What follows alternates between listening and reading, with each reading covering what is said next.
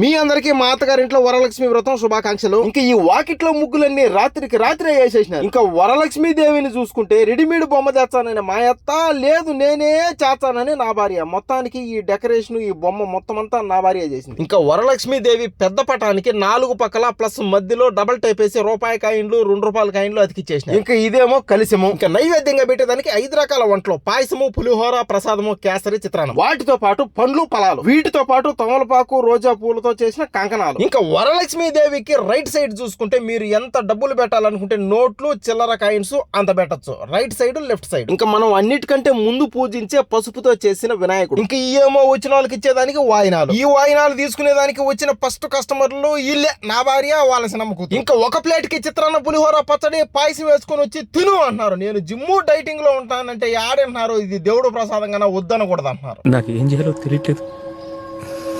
ఎటైతే అటవుతుంది దేవుడు అంటున్నారు, ప్రసాదం అంటున్నారు కాబట్టి ఈ ఒకసారి తట్టేద్దాం.